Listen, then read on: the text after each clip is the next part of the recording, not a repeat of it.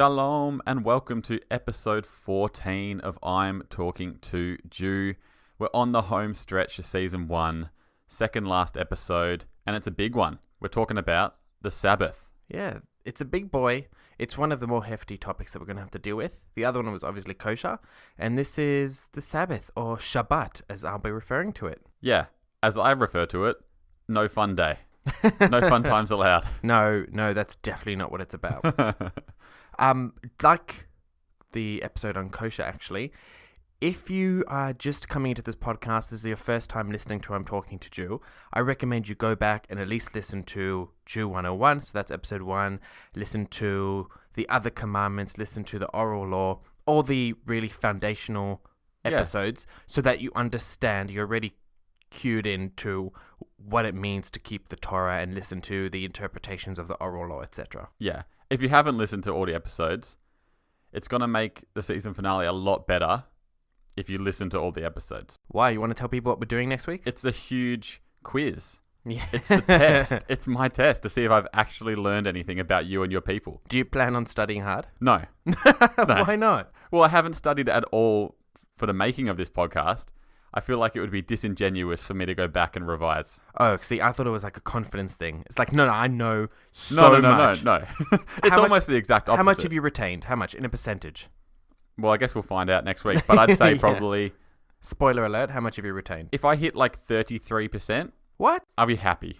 Oh, okay. It's been a lot of stuff. I don't know how hard or easy to make the questions, though.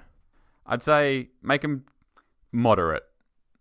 Yeah. Okay. You got to put some difficult, real hard ones in. All right, I'll make a mix. Yeah. I'll make a real mix bag. Oh, it's going to be incredible. Yeah. But before we get to that, we've got this week's episode, the Sabbath. Yeah, we got distracted for a bit, but we are going to talk about the Sabbath. We are. We're going to do a Jewcabulary. Mm-hmm. I've got another enJEWpreneur idea. Good. Not sure how this one's going to go. Not well researched at all. When you are confident about your business ideas, they generally turn out to be dodgy. Yeah, so maybe this one will be the opposite. It'll be really good. Okay. Sort of reverse psychology. All right. Well, I was going to say, if you're not confident in it, it doesn't instill a lot of confidence in me. I'm not confident. Oh, it's going to be... It's not a good start, but it's not going to be great. Yeah. All right, great. And then if we have time, we'll end off with the sort of haphazardly titled Jew jokes. Yeah, after its roaring success last week. Yeah, we got a lot of... not positive feedback. Sort of like... Any feedback is good feedback. I think we're sort of like self-aware. It's a very self-aware segment. Yeah. Where basically I have an Encyclopaedia of Jewish Humour and I open it to a random point and I just say the joke that I've never read before myself. And it was not very funny last time. Well, we're fumbling in the dark with that segment, but maybe we'll hit gold one time, you know? Yeah.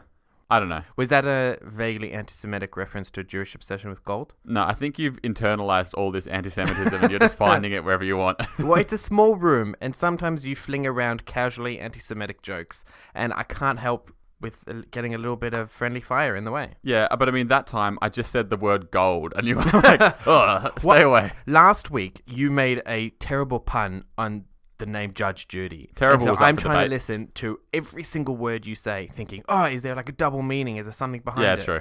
Yeah. I probably shouldn't put so much emphasis into thinking that you put more thought into your words than you do, though. No. Yeah. I'd barely think at the best of times. Yeah. All right. Let's dive right into it. All right. Let's start the way we always start. You tell me what you know about the Sabbath, about Shabbat, because we've known each other for a couple of years now. Yep. You have heard me have to adjust my schedule. You've heard me have to talk about sort of my rough plans of what I can and can't do on Shabbat. So you've never been explained it, but you sort of have a little bit more of an understanding than maybe you would have had of Hanukkah, for example. Yeah. So I've go got ahead. a little bit of an idea. All right. What do you know? So sunset on a Friday. Yep. That's when we all kick it underway. And that lasts until sunset on Saturday. Yeah. That's right. Yeah. That's the Sabbath. I didn't realize I was supposed to affirm what you were saying. I was pretty sure I was correct. Okay, good. You were looking at me like a little bit of a puppy, like saying, I'm sitting. Yeah. Can't I have my treat? Yeah. So sundown to sundown, which is very cool. It's almost like a Western type movie to me. Yeah, all right. Yeah, very cool. And you can't use like electricity. It all started from like not making a spark, right? In the olden days.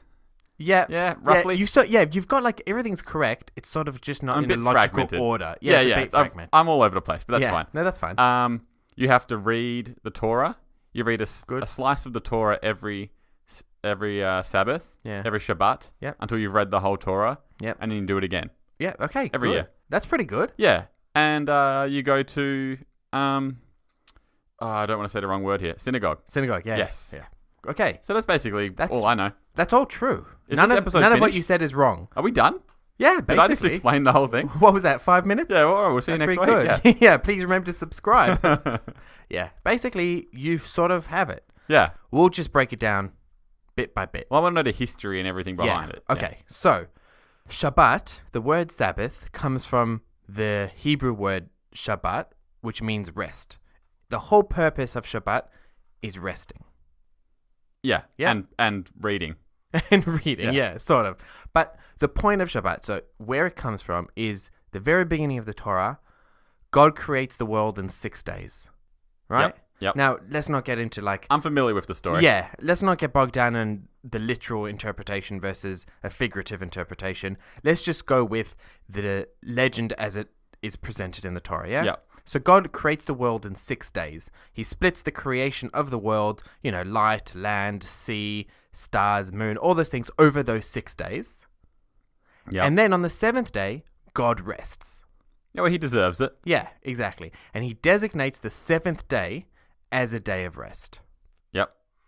Now, I don't know, actually, this just as like a tangential point, I don't know if this is true, but to the best of my knowledge, there's no actual like seasonal or natural indication of the length of a week, right? As in like a month is the revolution of a moon.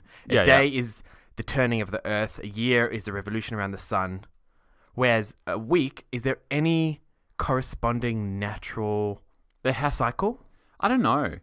There has to be. Right. So look, it would play very well into the Torah if sort of the Torah invented, quote unquote, the 7-day week, and then now it's just like a fundamental of our schedule. Yeah, are you saying that's fact? Nope, definitely not saying it's fact. We've heard it here first, people. The Torah invented the 7-day week. To the best of my knowledge. Yeah. But what is interesting is that we take for granted weekends.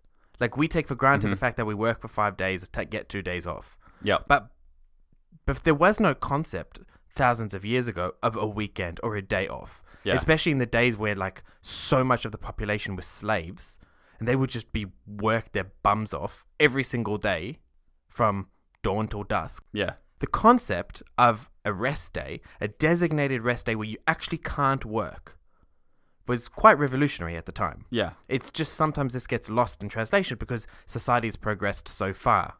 Yeah. I have to say, whoever decided the whole 5 days of work, 2 days weekend, idiot. Why? Because it's just not enough. It should flip it. Put that thing down, flip it and reverse it. Give me a 2-day work week and 5 days of rest. I literally just told you about like how for centuries, massive amounts of the human population were enslaved 7 days a week, and you just started complaining about 5. Yeah, well, I'm a slave from 9 to 5. So. Oh God, yeah.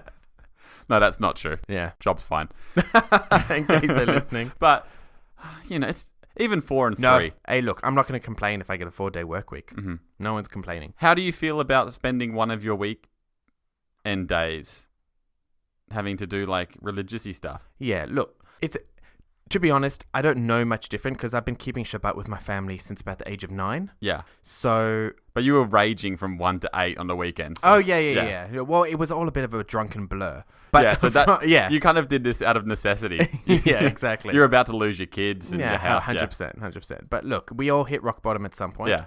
And mine just happened to be when I was 9 years old. That's fine.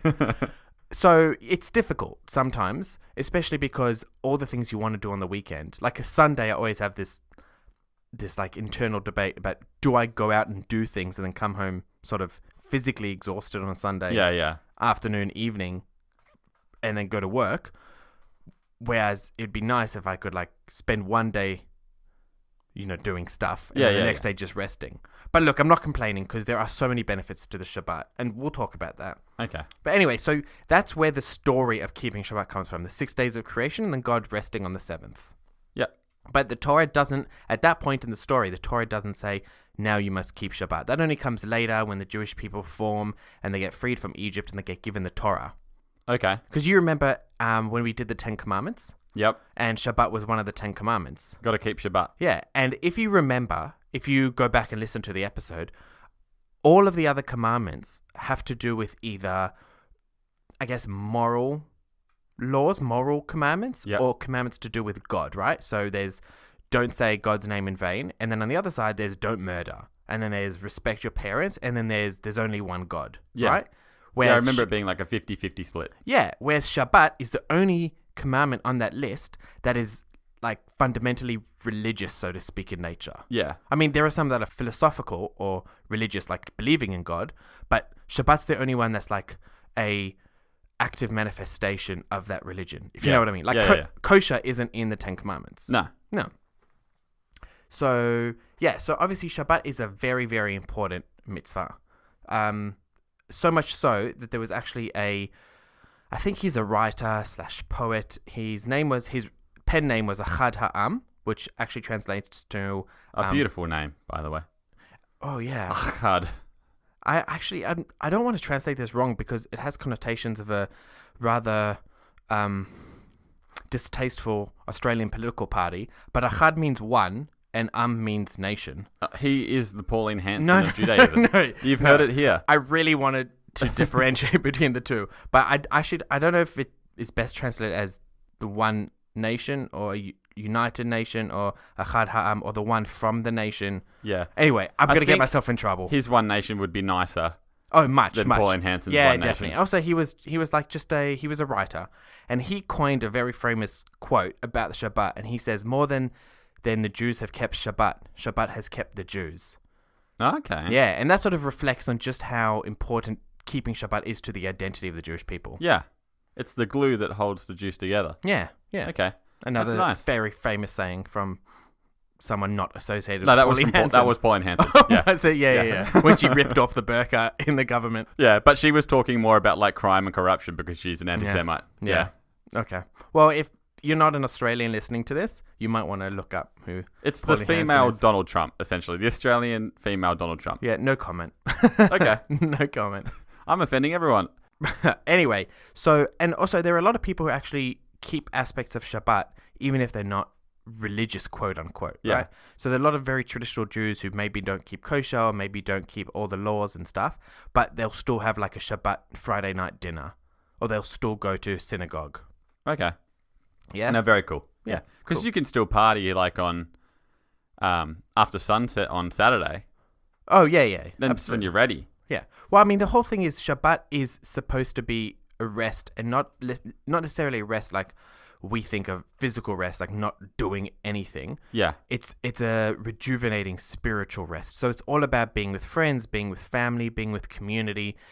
You're supposed to have like a good time, so to speak. Yeah, and what a better time than reading just like the super dense, hard to read piece of Jewish literature. Yeah, no one's going to hire you to sell Judaism. Not if you do it like that. I know when I want to relax, I like to kick back, draw myself a bubble bath, and just crack out the Torah and just get lost in it, you know? Yeah. Just take me away. I don't even know how to respond to that. I'm traumatized by the image of you in a bubble bath holding the Torah. And Also, reading what it. an impractical thing to read in a bubble bath. Yeah, It's a scroll. It's probably going to dip into it. Yeah, it's and also I've very just ruined the It's like Torah. a holy object, and here you are, butt naked, in the bath. How much trouble would I get into if I accidentally soaked my Torah in some suds? Torahs are very expensive. Like, think about it. Yeah. Has to be made from specific material, handwritten. Yeah. Like the calligraphy that it's written in, it requires a specifically trained scribe. It's not an easy thing to get a hold of. God, imagine. So you'd be in trouble. Yeah. Imagine, how long do you think it would take to write a Torah by hand? So apparently the general consensus is about a year. Do they all have to be written by hand? Well, the ones, like, so here's the thing, and this is probably another podcast, but we'll just go down this rabbit hole for a bit. The Torah scroll itself, the one we read in actual synagogue, that needs to be written by hand. Okay. But if you're just studying or you're just reading it and you're not actually doing the proper reading, the weekly reading of the Torah, you can use a book form. And Okay. that can be Because I was about to say I've got a very easy enJEWpreneur, Yeah, which no, is no, just no. printed Torahs. Yeah, no. There are printed books, and you can use those as well. Imagine spending, let's say it takes 40 hours to write a Torah by hand. Okay, sure. I don't know. Imagine getting like Takes 30... a lot more, but yeah. Yeah, it probably takes more. Yeah. But imagine getting like 30 hours in, Yeah. and then you rip it or you spill ink Yeah. all over it. Or Yeah. You can't fix that. Well, the Torah is written in multiple sheets of parchment that are then like taped together. Oh, okay. Tape's probably not the best word, but then stuck together. Yeah. So I think you could probably, depending on the type of mistake or depending on what goes wrong, you could probably fix it. But yeah, that would suck. It would not be fun. Anyway, inside this Torah scroll, there are 2 different commandments about keeping the Sabbath, about keeping the Shabbat. Okay. One is it's like a positive commandment, so it's about keeping it. The positive commandment is about remembering the Shabbat, remembering what it stands for, remembering that God rested and therefore we rest to emulate God. And the other one is like a negative commandment to keep it and to guard it, as in don't break it. Don't do anything that breaks the Shabbat. Okay. So you have the positive aspect, which is to actively do things to sanctify the Shabbat. And you have the negative aspect is don't do anything to break the Shabbat. Okay. First one's pretty easy. Yeah. Just don't forget about it. That's easy. Yeah, Easy but we peasy. have something that we do on Shabbat that we do when we have the meals, which is called Kiddush, which is basically over a cup of wine, and you sanctify and you sort of declare sounds a bit more formal, but you sort of declare that this is us celebrating Shabbat and we remember God creating the world. Okay. So you have to have wine? What if you don't like wine? You can have grape juice. Grape. And if you don't have grape juice on hand, you could use other beverages, but yeah. So you just drink whatever you want, really? Well, it should a be smoothie? wine or grape juice. Could I have like a milkshake? If you have nothing else. Like a wine milkshake. Ew. Yeah, it wouldn't be good, but... Yeah. I don't know why you'd want to. You're supposed to enjoy drinking it. Yeah, true. Yeah. Well, wine's fine. I like wine. Right. That sounds like a good thing. I can get around the wine part. Yeah. Okay. So the point of Shabbat, as I was trying to say, is rest, and it's rest in a spiritual sense. So the whole point is resting from work. We often say that you're not allowed to do work on Shabbat. Yeah. But the work is not work the way we use the word work. It's work in terms of creating anything. So the whole point is we're not supposed to create things from scratch, because God created the world from nothing, rested on the 7th day. Yeah. So we spend the whole week creating, we spend the whole week putting our creative energies into our work and into our study and whatever we're doing, into our businesses and our jobs. And then on the 7th day, we rest in the most fundamental spiritual sense of the word. What if you're just a sloth? What do you mean? Just the least productive. Just don't contribute anything to society all week. You do nothing. Okay, so you'll be surprised to know just how much creation, quote unquote, happens, even if you're, like you said, like Is it just sloth. like a thought? Well, Breathing? Not necessarily. So basically, it comes down to there are 39 categories of what's considered work/creation. Yeah. And those are pulled because in the Torah, when the Jews were wandering in the desert, they had to create what was the tabernacle, sort of like a temporary temple, before they made it to Israel. Okay. Yeah, And in the process of making that tabernacle, all the different steps in making it required levels of creation, right? And so from there, the rabbis go, okay, because of the juxtaposition between keeping and building the temple and keeping and sanctifying the Shabbat, we're going to use as our definition of what constitutes creation and work, those 39 categories of work. Yeah. So it's like, on the one hand, it's very specific, but on the other hand, it also makes a lot of sense, because like you've got what is creation, all the things that go into creating this temple of God, because Shabbat in many senses is sort of like a temple in time of God. Yeah. If you can think of like an actual temple as like a physical space, this is like a time Okay. dimension. Of those 39 categories, Uh-huh. which one's the laziest? Laziest. Yeah, what's the easiest one to do? Like the easiest one not to do? Sure. So I have the list of 39 in front of me. Well, for us, some of them are quite easy. So like, for example, sowing and plowing, like a field. Yep. Right? So those things are quite easy for us not to do. Oh, God, I could try and stop me sowing and plowing. But then, for example, you can get other things like you're not allowed to water a plant, because that also constitutes growing it and Yeah, cultivating and stuff, right? So that's something that applies to us. So these 39 categories then branch off into all the different things that we can't do today. So Okay. you spoke about lighting a spark. Like the Yeah. problem with driving on Shabbat is... Well, an engine is a series of explosions. Correct. So, yeah. The problem with driving on Shabbat is that the turning on of the engine creates a spark, and kindling a fire is an act of creation. So that's just an example of Okay. like one of these categories translates into something very Yeah. practical. Which one do you think I would have the hardest time avoiding? Good question. Like, is one of them like being handsome? Because impossible. Being handsome? Yeah, just like don't be handsome. because you create lust in Yeah, ladies exactly. as you pass them. Yeah. Yeah, I hear that would be very difficult for you, but that's okay. You're allowed to. Okay. Yeah. I don't know. I guess you probably kindling a fire, because if you have like an incandescent bulb, that's kindling a fire. Yeah. Which is why when we say we don't use electricity, that's the reason, because so many of the things that we do using electricity either kindles a fire or it connects a circuit, like it completes a circuit. Yeah. And completing an object, like the final creation of an object, is also something you're not allowed to do, because that creates the actual object. Okay. Yeah, so it's things like that. Yeah, I'm on board with it. Cool. So you can break up all those 39 sort of acts of work into a couple categories.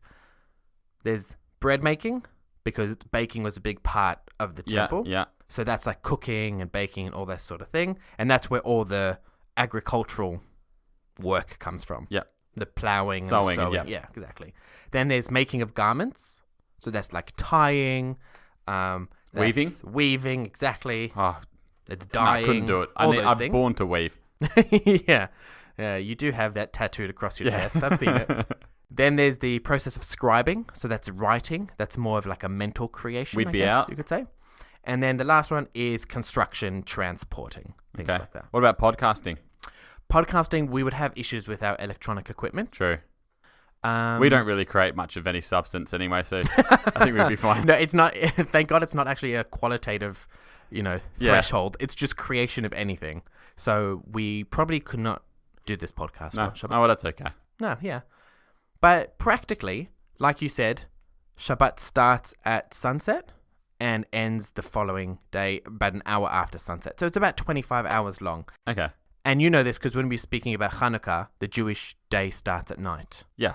from sunset. Surely there are like exceptions, right? Like if you have an emergency, Oh, yeah. Any life-threatening emergency, absolutely you can break the Shabbat. could you find a loophole and just be like, I needed to watch this football game.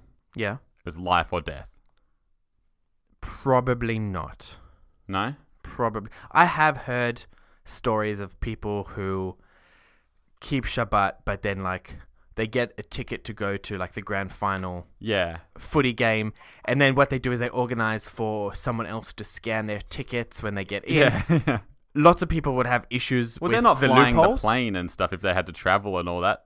No, but they'd already be there. Okay. Yeah. Yeah. They'd already be in Melbourne. There are lots of issues with that, but I guess some people... Yeah, there are different levels. I'd be out every year on grand final day. I'm like, nah, gotta watch it. Sorry. Sometimes, just the way the calendar falls out, the grand final day is often on Yom Kippur as well. Yeah. And that's just crazy. That's like, it's very hard for people who love AFL. Yeah, I'd be like, sorry guys, I'm not Jewish anymore for today. Just give me a pass for one day. Nope, no pass. Because what's more important, like your entire way of life or a football game? And for me, Yeah. it's a football game. Yeah, well, when you put it like that, I can see how you get your priorities. Yeah. It makes sense.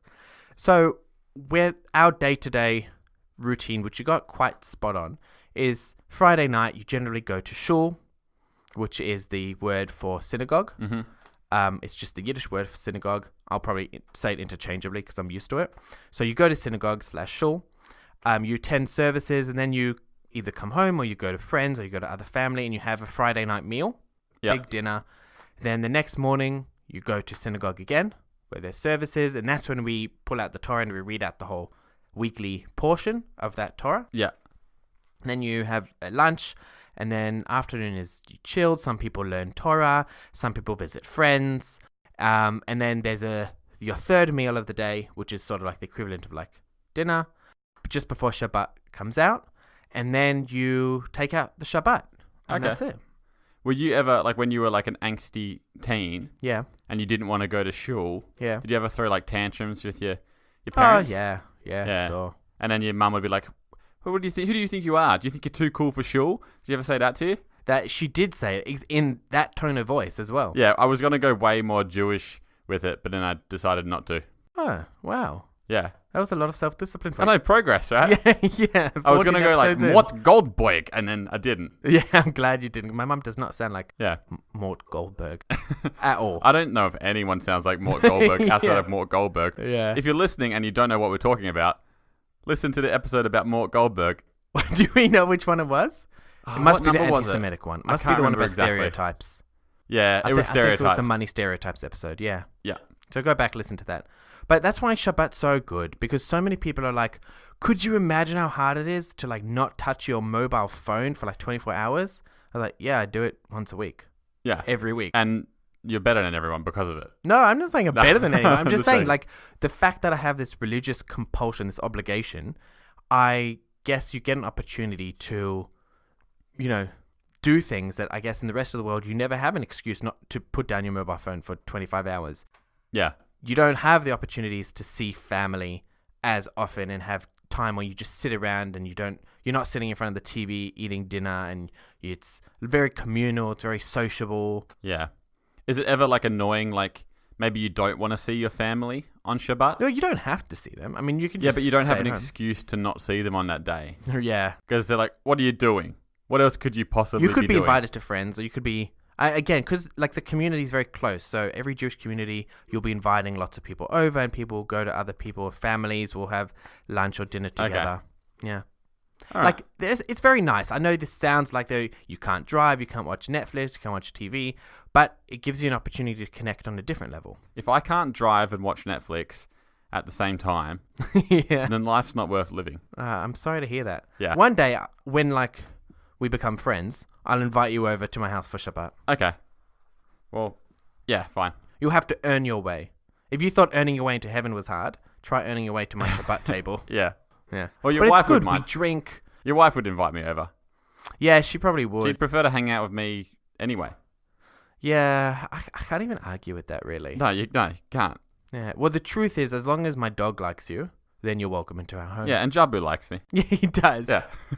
Yeah. Not untrue. So basically, that is sort of Shabbat in a nutshell. That's it. Yeah. The only other thing I would add is the common greeting that we say on Shabbat is Shabbat Shalom, which you know, because Shalom is like a greeting. Yep. So you would say Shabbat Shalom, like, I guess, Like you would say, Peaceful Sabbath. upon you. oh, what is the one I'm thinking of? Which one? The one from Hanukkah. Chanukah Sameach? Yeah, Hanukkah Sameach. But it's a bit different. Yeah. I guess you wouldn't say Shabbat Sameach. No one says that. It's not really a thing. That's more like a happy festival. Okay. Like the equivalent of, like, you'd say, I don't know, Merry Christmas. You'd say like Happy Hanukkah or whatever festival it is. Whereas Shabbat, it's like Shabbat Shalom, peaceful. Shalom is peace, wholesomeness, fullness, completeness. I was about to say, if you're listening to this on Shabbat, I was going to say Shabbat Shalom, but then I guess you wouldn't be listening to this on Shabbat because you can't. Yeah. Yeah, no, you wouldn't be able to. Well, some people might be able to. Yeah. Was there anything you were wondering whether you can or can't do on Shabbat? No, I think that's it. No. I mean, it's mostly all the fun stuff. You get to drink wine. That's cool. Yeah, I mean, everyone brings out their best alcoholic drinks. If they have whiskey, if they like gin, if they like rum, like you always have big meals. You always have lots of different courses, and you have delicious food, and that's why entertaining is a very big thing in religious families, because you have Shabbat every week, plus you have festivals however many times a year. So, yeah. Okay. Well, I think that probably just about covers it. Yeah, definitely. So I think it's probably time for Jewcabulary. Awesome. So we actually, I didn't mean to sneak in that Yiddish word for synagogue earlier. Shul. Shul. So you might actually get 2 for 1 Oh, this week. here we go. Is the first one shul? Yeah. It means synagogue. Boom, Yeah. knew it. Not bad. So this one actually is also a really, really good one. The word is shkoyach. Square. Shkoyach, like with a You've sh. said this before. Have I? I think so. Oh, did we do this? I don't think we've done No, this but one. I've heard you say Yeah, this. maybe you've heard me say it. But I have no idea what it means, though. is an amalgamation of two different words. Yishar koach, which sort of means like, literally like straight strength to you. It sort of means like go from strength to strength, Okay. sort of thing. But you say it in the context like if you do something amazing, right? So like if, I don't know, you've just completed something. Maybe you just read the Torah on behalf of everybody out loud in synagogue Oh, on Shabbat. That's very Everybody Skoya. will be like, shkoyach. Skoya. Yeah.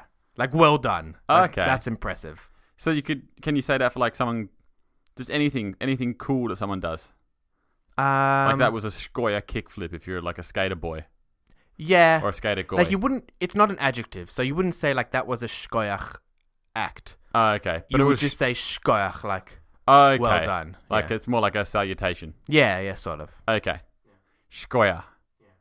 Well, you wouldn't, like, if you had a kid, could you say it's Skoya? Because you'd probably more say, No, you'd say mazel tov. you'd say Mazel Tov. Yeah, so mazel tov is more like congratulations, Yeah. and shkoyach is more like well done. So like when we get to the end of season 1 of our Semantics, podcast, isn't you it? could go shkoyach. Okay. Well, yeah. it's literally semantics. It's Yeah. just the definition of words. Yeah. Yeah. All right. Well, okay, Skoya.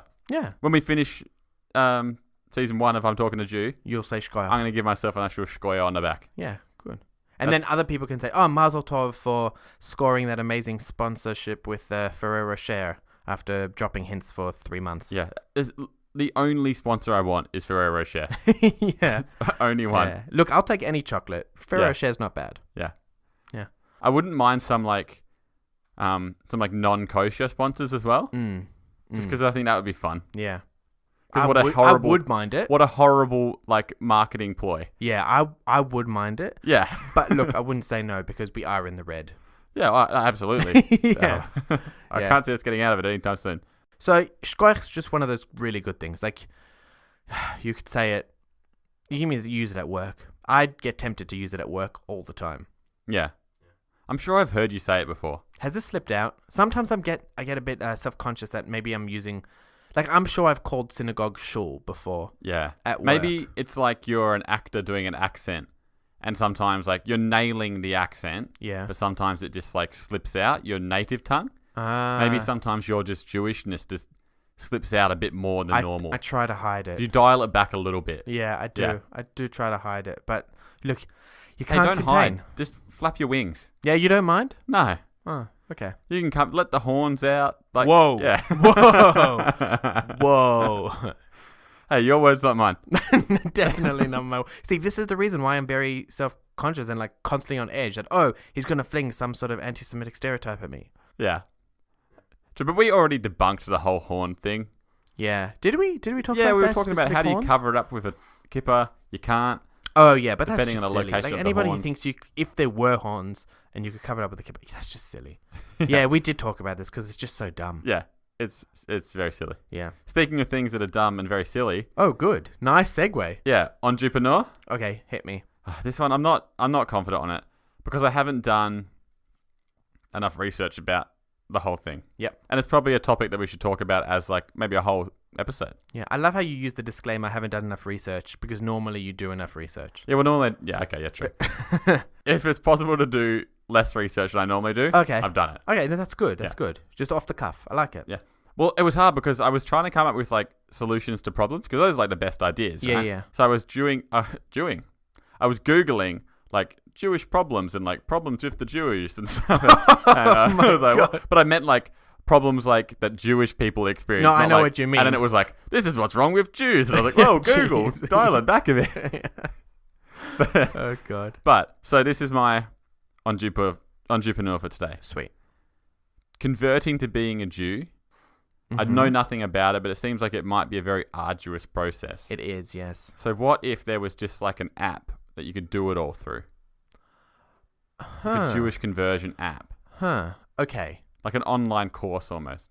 Because Okay. I'm sure you have to do some kind of like study. There's probably got to be Okay. rabbis involved. Yeah. So ironically, it's probably your best idea. Yeah. And I'll tell you why. Because the app wouldn't convert you, right? No, but the things you do on it. Yeah. It's like the Fitbit app won't make you fit. No. But it's good for tracking your progress along your fitness goals. Yeah, because So let's say... You could make a conversion app that would help you. It would probably put this podcast out of a business, though. Nah, but would be sponsored. It would be a sponsor. So it would automatically download our podcast through the app. Yeah. I like it. Brought to you by Jewversion. Yeah, I like it. What were you going to say? I was going to say, like, imagine if you're someone in, like, regional Australia. Yeah. You know, you can't be traveling back and forth and going... There's probably not a rabbi around. Cool. Yeah. It's perfect. It's very good. You can have, like, an Ask the Rabbi section. Yeah, and you would have correspondence, like, with a rabbi. Yeah. You know how there's, like, apps where you can, like... Actually, I don't know if this exists or not, but you can talk to, like, different personal trainers and stuff like that. Yeah. You could have, like, push notifications. Remember, this is when Jews daven... pray, means pray. When Jews pray the morning prayers. Yeah. I like your it. alarm would go off. It'd be like, the Sabbath's kicking off in about half an hour. Yeah, Shabbat's coming. Remember to set the timer for whatever it is, or remember to leave on the toilet light, or... Yeah. Okay. It's like, so, like, maybe you're getting married to someone who's Jewish, you want to convert. Yeah. This helps you learn. It's not bad. This is a trademarked idea. Because I thought it was going to be bad. No. But you seem pretty into it, so I'm on board. I do really like it. Yeah. This is good. I think you can... does it have to be for conversions? Because you can make a conversion part of the app. But anybody who wants to learn about Judaism, or maybe there are some Jews who never were brought up Jewish and want to reconnect. You don't have to convert from it. Right. It's sort of like a preparation for conversion thing. Cool.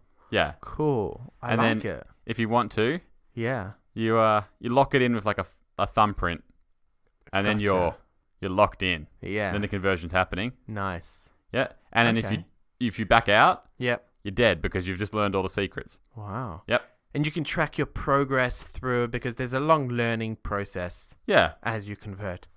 Okay. Yeah, it's you not can go bad. back and you can re-watch videos. Can I put you on the spot? Yeah. Do you have any working names for the app? Didn't I just say one before? What was it? Oh, Jewversion. Ah, not bad. Yeah. Not bad. I don't mind it. Yeah. It's not the best one. Yeah. I feel like it needs to be more like an app kind of name. Like it needs to end in like an LY. Like Julie or something like that. Yeah. Or like Jewa. Nah, that's not good. Jew me up. Yeah, but they're always like little one-word names, you know? Yeah, it's very hard for me to get out of this Jew pun. Yeah, we're in it now. We're in too deep. Dug.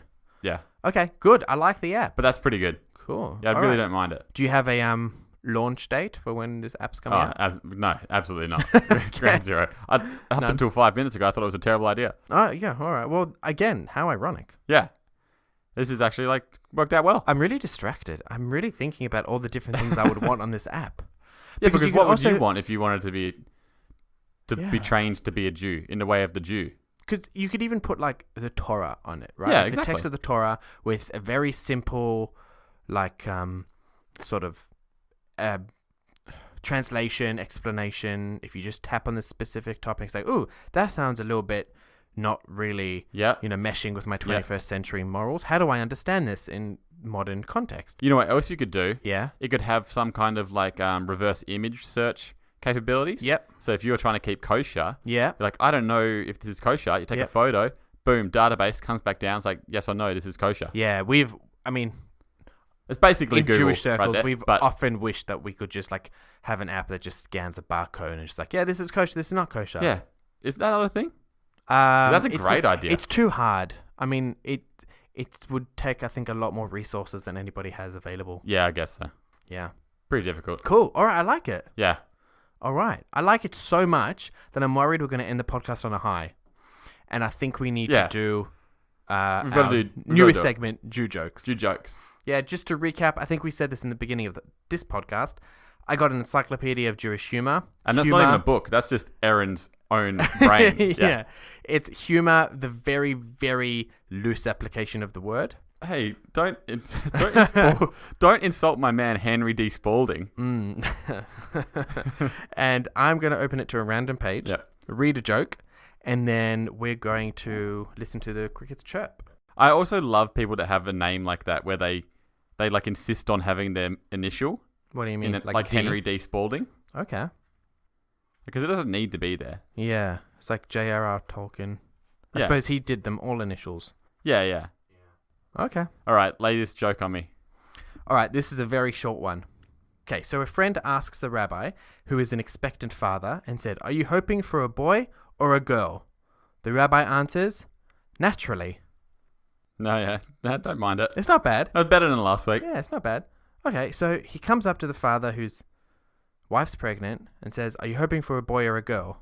Yeah. And the father says, "Naturally." Naturally. Meaning I'm naturally hoping for either one. Yeah. Right. Okay. Oh, it might not work with the whole, like, non-cisgender movement going on. It's not. Look, it's a fine joke. Yeah. Don't think about it too much. It's No. not bad. And are you hoping for a human person of undetermined gender? Yeah. Naturally. Naturally. Okay. It's not bad. It's not a laugh out loud joke. No. Like, it's not like this podcast, which has people just rolling around the floor on buses and stuff laughing. Yeah. Oh. No, this might not be good. Back to the app idea. Oh, God, yeah. What if it was called Goy Vey? Goy vey. Goy Vey. Goy vey. Because you're a goy and you're like, Oy Oy vey. vey, there's all this Jewish stuff I need to learn. I like it. Yeah. I like it. Yeah. I like it. That's pretty good. I like it. Because it's a bit fun too, you know? Yeah. Good. I Yeah. like it. Yeah. All right. Wow. Well, we almost ended on a low note, but Well, it wasn't that low. Yeah. It was, then we Nat- ramped it back up with Goy Vey. nice. I do like it. All right. Well, that takes us to the end of episode 14. Yeah, that's it. As usual, if you like us, make sure you subscribe on iTunes. Please review. Please give us a rating. It's sort of slowed down in the past few weeks. We'd really appreciate that. Share our posts, share our links on Facebook and on Twitter. If you want to get in contact with us, you want to send an email to us so that you can get a question read out if we have time next week with our massive quiz. Where can they find us, Cal? talkingjew@gmail.com. Yeah, that's great. Or get in touch with us on Facebook and Twitter. That's perfect. And if this was the first episode you listened to, hope you liked it. You've got 7 days to go back and listen to 13 other episodes. Yeah. And if you manage to listen to all 14 episodes in a week, we'll both give you a massive shkoyach. Yeah. Shkoya too. I'm going to give you the shkoya in advance because I believe in Yeah. you. Yeah, good on you. All right, we'll see you next week. Shabbat Shalom? It's right, but today's not Shabbat. Well, could be.